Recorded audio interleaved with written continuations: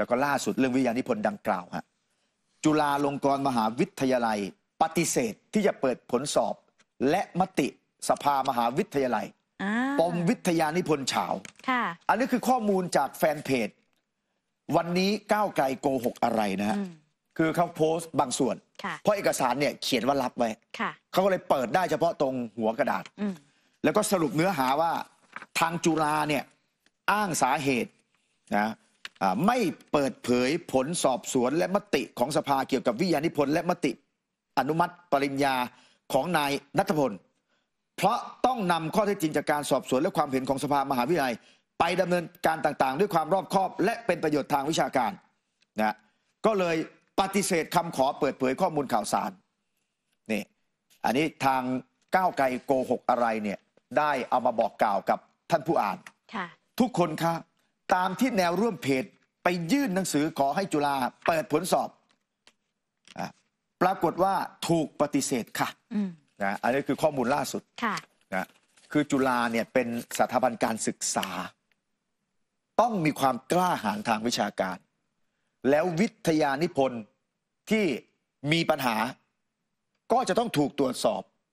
แล้วปัญหาคืออะไรบ้างนะการอ้างอิงผิดการคัดลอกรวมไปถึงการบิดเบือนเพื่อให้เข้ากับข้อสมมุติฐานของผู้เขียนโดยไม่สอดคล้องกับแหล่งอ้างอิงอย่างเงี้ยมันคือข้อผิดพลาดร้ายแรงไงการเปิดเผยต่างหากที่จะเป็นประโยชน์ในทางวิชาการ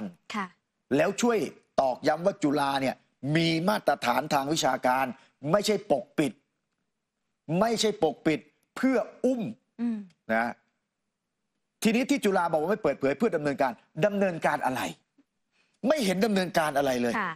ถูกทวงถามก็ออกมาบอกว่าปฏิเสธจะเปิดเผยนะแล้วนี่เป็นวิทยานิพนธ์ที่ให้ข้อมูลที่เป็นลบและเป็นเท็จกระทบต่อสถาบันพระมหากษัตริย์นะแล้วจุฬาเนี่ยเป็นมหาวิทยาลัยที่ได้รับพระมหากรุณาธิคุณอย่างยิ่งเลยแต่จุฬากับทำแบบเนี้ยเพิ่งครบรอบไปหมาดๆเนี่ยวันสถาปนาค่ะนะฮะอันนี้ต้องรอดูว่าจุฬาเนี่ยตกลงจะเป็นไปแบบนี้จริงๆเหรอจะอุ้มวิทยานิพนธ์ไปอย่างนี้กระเตงไปอย่างนี้จริงเหรอคำถามนี้จะตราหน้าแล้วก็ตราตรึงเอาไว้ตลอดไปว่าจุฬาทำอย่างไรกับกรณีปัญหาแบบนี้นะฮะอันนี้คือ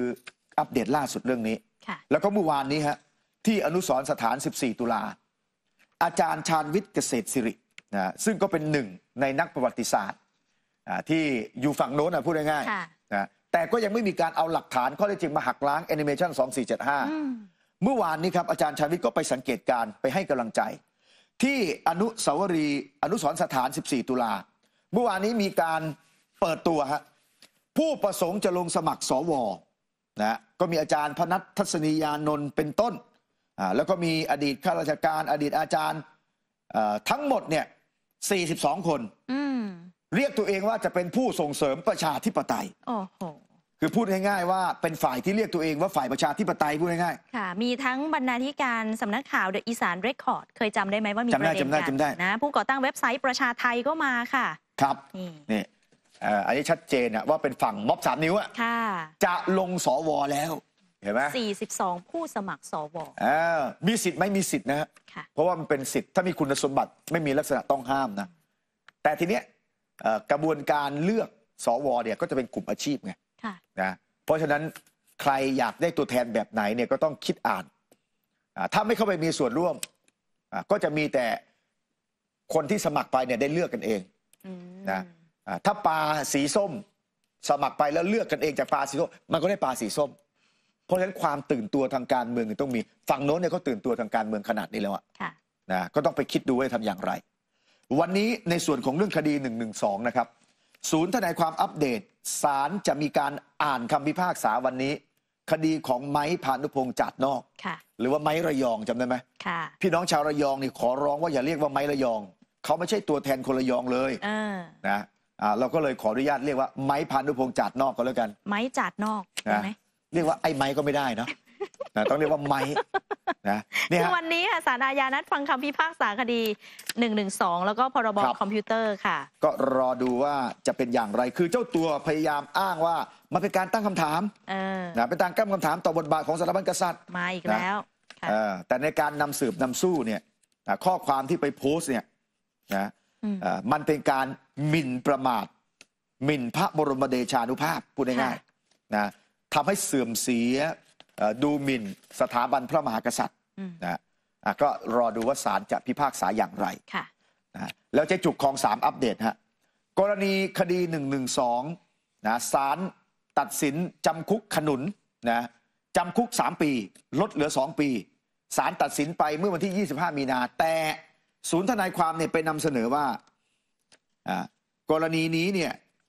มีการปราศัยนะแล้วก็ไม่ได้ประกันตัวนะเจ๊จุกก็เลยบอกว่าทำไมไม่พูดถึงว่าไอ้ชูเกียรติหรือจัสตินเนี่ยมันหนีไปอยู่แคนาดาแล้วก็คนที่ขึ้นปราศัยเวทีเดียวกันเนี่ยแล้วเจ๊จุกก็เลยตั้งคำถามว่าจะให้ศาลเชื่อได้ยังไงว่าถ้าขนุนได้รับการประกันตัวแล้วมันจะไม่หนีก็เพื่อนคู่คดีเดียวกันมันยังหนีไปแคนาดาแล้วเลยนี่ค่ะ2 คนนี้ค่ะนี่ไปขอให้พิธาหรือสสก้าวไกลไปรับรองอีกสิศาลท่านอาจจะเชื่อก็ได้นะเจ๊จุกก็เลยบอกเพื่อนมึงนั่นแหละทำซวยอย่าไปโทษศาลท่านอีกล่ะปาใสด้วยกันคนหนึ่งโดนคดีได้รับการประกันแล้วก็หนีไปอีกคนหนึ่งร่วมกวนกันมาจะไปขอประกันโดยอ้างว่าจะไม่หนีแล้วคิดว่าศาลท่านเนี่ยจะคิดว่าให้ศาลท่านเชื่ออะไร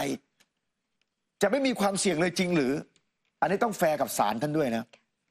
อันนี้ก็หมวดเรื่องคดี112ซึ่งหลายคนที่ไปทำผิดกฎหมายเนี่ยก็ยอมรับว่าหนังสือที่เป็นคัมภีร์เบิกเนตรสุดท้ายแล้วในแหกตาเนี่ยก็คือหนังสือเล่มที่อาจารย์ชัยยันชำแหละนั่นแหละฮะมันจึงเป็นประเด็นต่อเนื่องมาไงว่าทำให้เข้าใจผิดทัศนคติด้านลบต่อสถาบันแล้วก็ทำให้เอาไปอ้างอิงให้ดูแบบจาบจ้วงสถาบันโดยดูเหมือนมีวิชาการรองรับพื้นฐานแต่จริงๆเนี่ยเป็นวิชาการที่มีปัญหาแล้วทางจุฬาเองก็ปฏิเสธจะเปิดเผยด้วยนะแล้วก็วันนี้เปลวสีเงินคนปลายซอยฮะจัดต่อฮะเรื่องคนรวยฉิบหายภาพประกอบเป็นภาพอดีตนายกทักษิณแล้วก็อาจารย์โพคินนี่อดีตศาลปกครองนะคุณเปลวสีเงินเนี่ยบอกว่าเรื่องนี้ต้องขยายเรื่องที่นายสุริยะแพรบนักโทษเมื่อวานนะวันที่ไป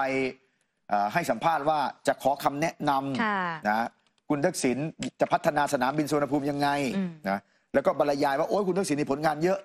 เรื่องสนามบินสุวรรณภูมิเรื่องใช้หนี้ IMF ได้ก่อนเวลาเปลวสีเงินก็เลยบอกว่าประเด็นเรื่องชำระหนี้ IMF เนี่ยแฟนๆบอกรู้แล้วชวนเช็ดไว้ให้ทักษิณมาเลียกินฉะนั้นก็ไปถึงต้มยำกุ้งเลยแล้วกันนะคุณเปลวสีเงินบอกนะสมัยพลเอกชวลิตเป็นนายกปี 40ต้องลดค่าเงินบาทพังพินาศกันทั้งประเทศคุณเปลวสีเงินเนี่ยเตือนความจำสมัยรัฐบาลที่ทักษิณมาร่วมสนับสนุนท็อปนิวส์นำเสนอความจริงได้แล้ววันนี้เพียงกดปุ่ม Super Thanks แล้วเลือกจำนวนเงินตามที่ต้องการได้เลยครับขอบคุณครับ